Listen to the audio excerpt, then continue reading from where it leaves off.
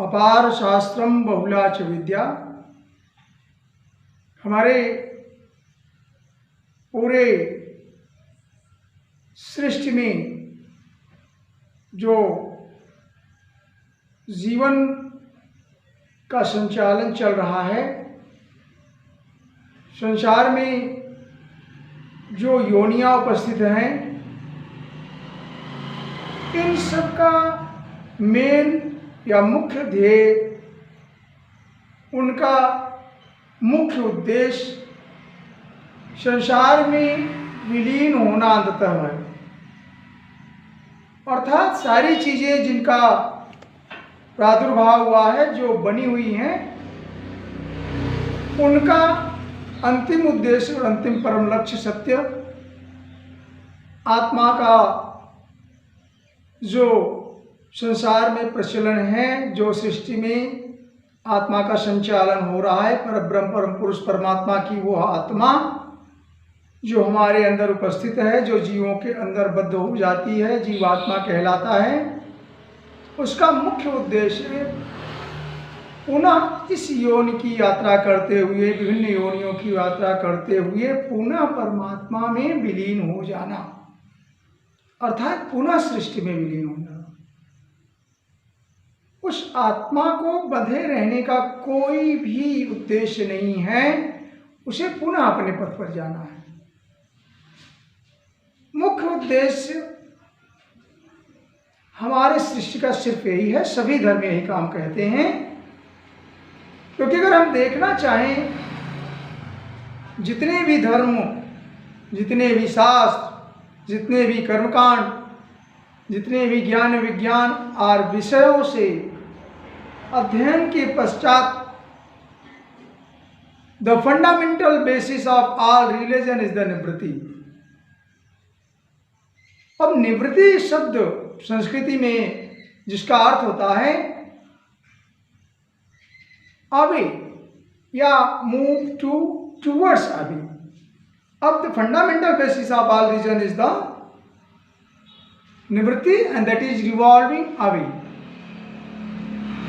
तो निवृत्ति का अर्थ हो रहा है कि दूर जाना, रिवॉल्व करना, अराउंड नहीं, टूवर्ड्स नहीं, क्योंकि टूवर्ड्स में प्रवृत्ति आ जाती है, और प्रवृत्ति का मतलब होता है पुनः से निर्मित करना, निर्माण करना, इकट्ठा होना, बॉन्डिंग लगाना। इस तरह से जीवात्मा या किसी चीज की जो निवृत्ति की बात करें, वो प्रवृत्ति से हटके है, और प्रवृत्ति का अर्थ होता है उसे समेटना। जैसे परब्रह्म पुरुष परमात्मा की जो आत्मा है, जो आपके अंदर है, जो सर्वभूत में है, जो सभी जीवों में उपस्थित है, उसे बांधे रखना, कर्मों के अंदर, केमिकल बॉन्डिंग के अंदर, फिजिक्स और केमिस्ट्री के अनुसार उसका बंधन। सो रिवॉल्विंग टूवर्ड्स, माया के अंदर आना। अब फिर से माया का मतलब ये नहीं हुआ कि आप माया कुछ और विशेष समझते हैं, that is what towards bonding, under bonding, किसी चीज के नियत में होना, प्रवृत्ति में होना, चाहना, इकट्ठा करना, संकलन करना, एकत्र करना, ये आपकी प्रवृत्ति होती है। और प्रवृत्ति रिवॉल्विंग टूवर्ड्स, और उसके अपोजिट होता है revolving away, that is what निवृत्ति। और निवृत्ति ही सभी धर्मों का बेसिस है, फंडामेंटल, उनका मेन उद्देश्य यही है कि निवृत्ति होना। इस तरह से अगर आप भगवान शंकर के नामों में, सहस्त्र नामों में एक उनके मंत्र भगवान शंकर के लिए आता है, सहस्त्रनाम में प्रवृत्तिश्च निवृत्तिश्च नियतः शाश्वतो ध्रुवः, अर्थात प्रवृत्ति निवृत्ति दोनों भगवान शंकर के पास है। भगवान शंकर के लिए जो डिपार्टमेंट दिया गया है वो निश्चित है कि लोग कहते हैं सृष्टि का संहार करना, लेकिन प्रवृत्ति भी उनका एक संचय है, क्योंकि वो आपके सकाम कर्मों को फलीभूत करते हैं। जैसे आपने भगवान शंकर से कुछ माना, तो यह भगवान शंकर की कई बार आप श्लोकों के माध्यम से यह पाए हैं, और हम भी आपको हिंट कर देते हैं। भगवान शंकर सकाम कर्म के लिए तुरंत प्रसन्न होते हैं, और तुरंत आपका कर्म, यदि आपने कोई कर्म करके सकाम कर्म संकल्प करके भगवान शंकर को आराधना किया तो उनकी आराधना व्यर्थ नहीं जाती है, और उस सकाम संकल्प में आपको धन पुत्र ऐश्वर्य विद्या जो भी चाहते हैं वो मिल जाता है। तो यह भगवान शंकर के प्रवृत्ति के गुण हैं, और वहीं पर वो अलिप्त है पूर्व में से, जित कामों है। भगवान शंकर के लिए जित कामों आया है, जबकि जित क्रोधों का वर्णन विष्णु सहस्त्रनाम में विष्णु भगवान के लिए समर्पित है। क्रोध को परम शांत जित क्रोधो भगवान विष्णु के लिए आया है, जबकि चित कामों, काम को जीतने वाला, आप जानते हैं त्रिदेव को भी नष्ट करने वाला भगवान शंकर। तो इसीलिए कहना चाहते हैं कि प्रवृत्तिश्च निवृत्तिश्च नियता शाश्वतो ध्रुवा, अर्थात जो प्रवृत्ति है, जो निवृत्ति है, उसके अलावा जो नियत है वो शाश्वत भगवान शंकर के लिए यह प्रसंग आता है। इस तरह से हम अगर आपको ये बात निश्चित कर लें कि सभी धर्मों का जो मेन फंडामेंटल बेसिस है, जो उद्देश्य है, वो निवृत्ति होना है, अर्थात सब का संकल्प यह है कि आप अपने कर्मों का त्याग, कर्म के फलों का त्याग करें और परम शांति प्राप्त करें। क्योंकि जो संकल्प होता है, संकल्प से किसी का हित नहीं होता।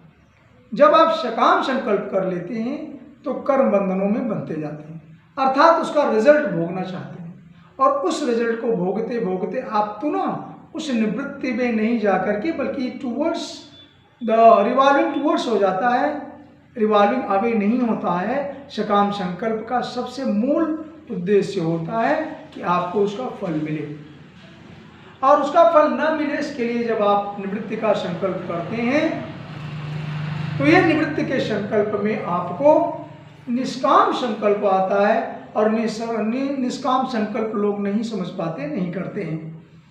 भगवान यहाँ तक कि श्रीमद् भागवतम में 6वें स्कंद के 16वें अध्याय में जब आप प्रवेश करेंगे, 41 से 55, 56, 62, 63 ऐसे श्लोक ग्रहण करेंगे, तो भगवान विष्णु अर्थात भगवान श्री कृष्ण ने कुछ बातें कही हैं जो आपके समझ रखता हूँ। 6, 16, 51 में अहम वही सर्वभूतानि भूतात्मा भूतवान शब्द ब्रह्म पर ब्रह्म ममेभ्यो शाश्वती तनु। भगवान कहते हैं प्रसन्न होकर के कि मैं तुम में और तुम में, अर्थात सभी भूतों में, सभी जीवों में मैं उपस्थित हूँ और सब मेरे अंदर उपस्थित है। इसी तरह से 6वें स्कंद के 16वें अध्याय के 58 श्लोक में 58 में भगवान ने इस तरह कहा, लब्धया मानुषम योनिम ज्ञान विज्ञान संभवाम, अर्थात जो मनुष्य की योनि है, मनुष्य योनि का परम उद्देश्य ज्ञान विज्ञान के द्वारा, अर्थात नॉलेज के द्वारा, जैसा आप जानते हैं और योनियों में, पौधों में या अज्ञानी योनि जो हैं, जैसे सूक्ष्म जीव हैं, गाय बैल भैंस, इस तरह से योनि है, पशुओं की योनि है, पक्षियों की योनि है, पदार्थों और प्लांट अर्थात जो जंगम आप कहते हैं, स्थावर कहते हैं, पेड़ पौधे हैं, उनमें वो ज्ञान का विकास है, अर्थात वो अज्ञानी है।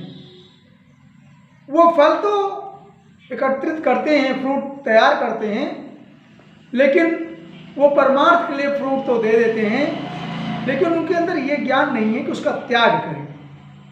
काम का फल वो सेवा करेगा, सनातन का उद्देश्य पूरा करेगा, सर्विस टू ईच अदर, वो दूसरों की सेवा करेगा, उस फल से दूसरों को आनंद देगा, त्याग करेगा, लेकिन उसके आत्मा के अंदर त्याग का, उसके मन के अंदर त्याग का अनुभव नहीं है, उसे नॉलेज नहीं होगा।